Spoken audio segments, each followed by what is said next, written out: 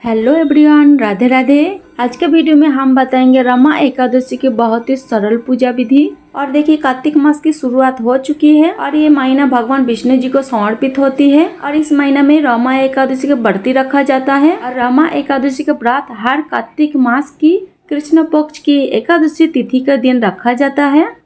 रमा एकादशी के दिन भगवान विष्णु जी की पूजा करने से, दीन दुखी और असहाय लोगों को दान देने से पाप और कष्ट से मुक्ति मिलती है। और भगवान विष्णु जी के आशीर्वाद से जीवन के अंत में मोक्ष की प्राप्ति होती है।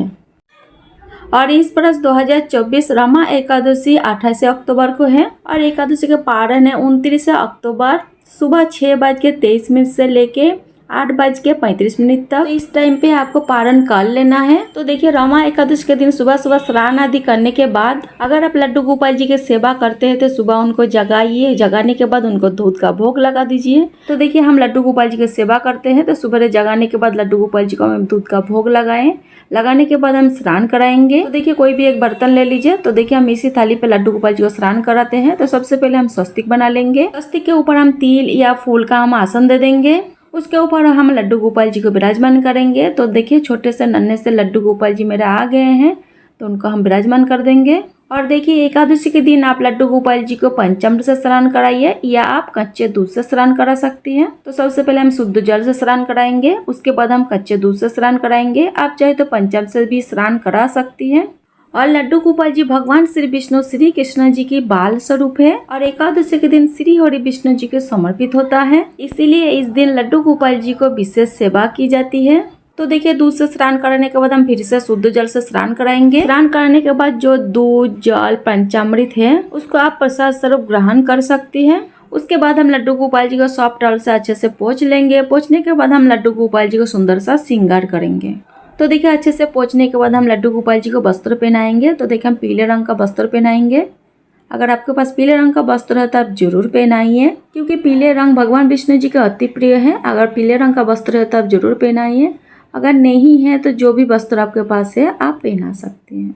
तो देखिए, बिग पहना दिए। उसके बाद हम देखो तिलक लगाएंगे।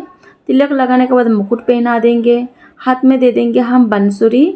उसके बाद हम इत्र लगाएंगे। तो श्रृंगार करने के बाद आप लड्डू गोपाल जी इत्र आप जरूर लगाइए, ताकि लड्डू गोपाल जी का आसपास सुगंधित महकते रहे। उसके बाद हम दर्पण कराएंगे। तो मेरे लड्डू गोपाल जी श्रृंगार हो गए हैं। इसके बाद देखिए, आप चाहे तो आप अपने मंदिर में एकादशी के पूजन आप कर सकते हैं या आप अलग से चौकी लगा के भी पूजन आप कर सकते हैं। तो देखिए, आज हम अलग से जगह पे चौकी लगा के पूजन करेंगे और हम चौकी पे पीले रंग का वस्त्र बिछाएंगे।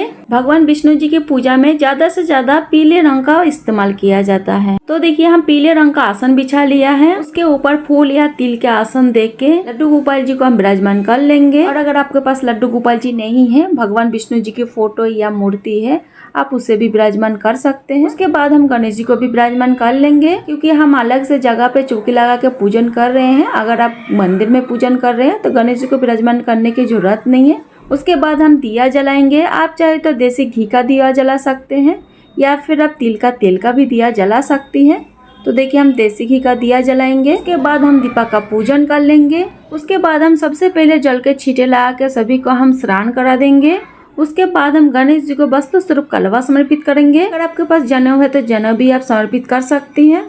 लड्डू गोपाल जी को पहले हम स्नान करा के वस्त्र पहनाए दिए हैं। उसके बाद हम पीले चंदन से सभी को तिलक कर देंगे। तो सबसे पहले हम गणेश जी को तिलक करेंगे। उसके बाद हम लड्डू गोपाल जी को तिलक कर देंगे। गाय माता को हम रोली से तिलक करेंगे। उसके बाद हम सभी को तिल समर्पित करेंगे। एकादशी के दिन चावल नहीं समर्पित की जाती है, तिल समर्पित की जाती है। तो सभी को हम तिल समर्पित कर देंगे। उसके बाद हम गणेश जी को दूब समर्पित करेंगे, फूल समर्पित करेंगे। हो सके तो आप गणेश जी को लाल रंग का फूल आप जरूर समर्पित करें। उसके बाद हम लड्डू गोपाल जी को पीले रंग का फूल समर्पित करेंगे। विष्णु भगवान जी को पीले रंग अति प्रिय है और लड्डू गोपाल जी भगवान विष्णु जी की बाल स्वरूप है। तो अगर आपको पीले रंग का फूल अगर मिल जाए तो पीले रंग का फूल आप जरूर समर्पित करें। अगर नहीं है तो आप जो भी फूल आपके पास है आप समर्पित कर सकते हैं। उसके बाद हम तुलसी समर्पित करेंगे, क्योंकि तुलसी बिना श्री हरि विष्णु जी की पूजा अधूरा मानी जाती है।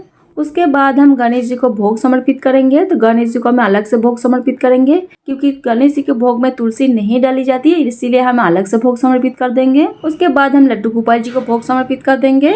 तो देखिए, आप चाहे तो बर्तन में आप भोग लगा सकती हैं, नहीं तो आप पान के पत्ते पर भी भोग लगा सकते हैं। तो पान के पत्ते को पहले आप अच्छे से धो ले। उसके बाद इस तरह से तिल और गुड़ रख के भोग लगाया जाता है। रमा एकादशी के दिन गुड़ और तिली का भोग लगाया जाता है। तो इस तरह से पान के पत्ते के ऊपर गुड़ और तिली रख के भगवान विष्णु जी को भोग लगाया जाता है। उसके बाद हम ऋतु फल समर्पित करेंगे। तो जो भी आपको ऋतु फल मिले आप भोग जरूर समर्पित करें। उसके बाद हम दक्षिणा समर्पित करेंगे कि दक्षिणा हमें पूजा में रही कमी का पूरा करती है, तो दक्षिणा हम जरूर समर्पित करेंगे।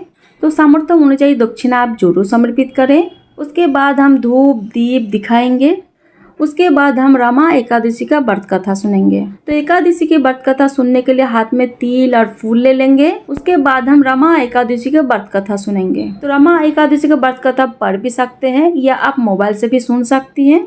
एकादशी की कथा सुनने के बाद हाथ में जो तिल और फूल लिए थे हम भगवान जी के चरण पे हम समर्पित कर देंगे। तो इस तरह से मेरा रमा एकादशी का व्रत कथा पूर्ण हो जाएगी।